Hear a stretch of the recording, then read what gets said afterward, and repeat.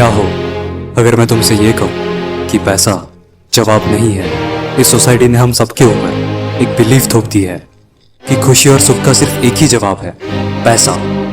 पर बस एक बार अपने ऊपर इस थोपी हुई बिलीफ पे क्वेश्चन मार्क लगाओ और खुद को याद करो जब तुम एक बच्चे थे, एक बच्चे की दुनिया जहां पे पैसे नाम की कोई भी चीज मौजूद नहीं थी।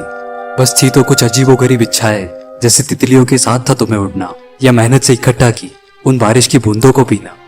कुछ काम के काम हम तब भी करते थे, पर किसी के डर या कतार में फर्स्ट आने के लिए नहीं, बल्कि शाम तक हर पल से इश्क करते थे, खेलते थे जैसे कोई खूबसूरत सा सपना हो। पर जैसे ही तुम थोड़े से बड़े हुए, सोसाइटी की नजरों में चढ़े, सब एकजुट हुए और तुम्हें जगाने लगे। जब जागे नहीं तुम, थी टेढ़ी तुम्हारी दुम, तो छीना तुम्हारा पेंट ब्रश और हाथ में पकड़ा दी बुक बूम। फिर तुम्हें जगाने मारे बड़े तमाशे, कुछ महान कुछ बहुत बड़ा करने के शुरू हो गए तमाशे। और फिर मारा धक्का और गिरा दिया तुमको इस चूहों की दौड़ में, सबसे अमीर, सबसे पावरफुल, सबसे ज्यादा सक्सेसफुल बनने के। जब अब तुम खुद तुम्हारी खुशी तुम्हारे बैंक में पड़े हुए आंकड़ों से गिनते हो, बचपन से बिल्कुल अलग, जहां पे वो बस बेवजह थी।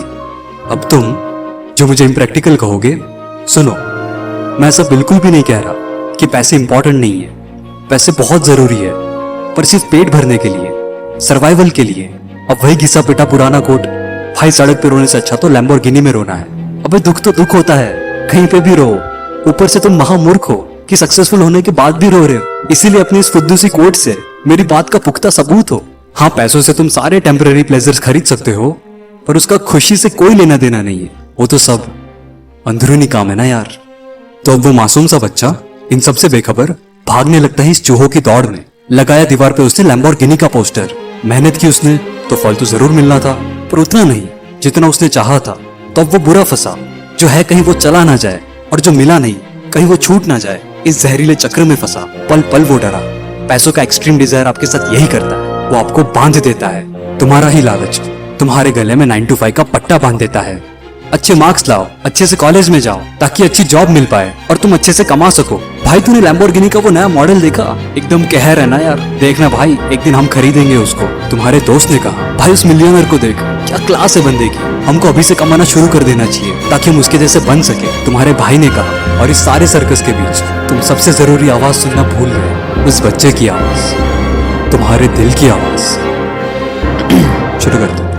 तो बस एक बार अपने भीतर की उस बच्चे की आवाज को सुनने की कोशिश करो, जो चीख रहा है, मदद के लिए पुकार रहा है, हर रोज कंप्लेन करता है, बोर्डम जो वो महसूस करता है। ज्यादा कुछ नहीं यार, वो बस फिर से खेलना चाहता है। बात करोगे उससे तो वो बताएगा तुम्हें कितनी नफरत करता है वो इस सारी दौलत से, इस सोने के पिंजरे से, क्योंकि दूर है वो अपने खेल के मैदान से। चट्टान से कॉर्पोरेट बिल्डिंग्स उसको तोड़ रहे, उसकी क्रिएटिविटी का गला घोट रहे, उसको जिंदा लाश बना रहे, उससे जीने का स्पार्क छीन रहे हैं। दोस्त बनोगे उसके तो वो बताएगा तुम्हें वो लम्हे जहाँ पे वो खुश है, वो काम जिससे उसको इश्क है। हो सकता है इसमें बहुत ज्यादा रिस्क है, पर दिल के उसके बहुत ज्यादा करीब है। याद तो उस बच्चे को, उस काम को, उन कुछ लम्हों को जहाँ पे खुशी तुम्हारी इनकम या इनाम में नहीं, बल्कि अपने काम से मिलते आराम में, उस सुकून में थी। समय का वो पल जहाँ पे तुम्हारी मेहनत अपार थी, पर ना ही कोई दर्द, ना ही कोई थकान थी। एक दिन किसी बड़े बुजुर्ग ने बच्चे से पूछ लिया, बारिश की बूंदें इकट्ठा करके तुमने क्या पा लिया? बच्चा ब्लैंक हो गया। कुछ भी तो नहीं, उसने बोल दिया। बस मजा आया। पर वजह क्या? कुछ भी तो नहीं, बस बेवजह। तो फायदा क्या? कुछ भी नहीं, बस खुशियाँ। बुजुर्ग अंकल आंटीज को ये बिल्कुल नहीं जमा। आखिर सबको थोड़ी ना समझ में आता है ये गहरा इश्क का दरिया। तो अगर दिल से तुम अभी भी थोड़े से जवान हो, तो याद करो उस काम को और अंत करो अपनी सारी फरियाद को। महसूस करके उस बच्चे के जज्बात को याद करो यार, तुम क्या हो?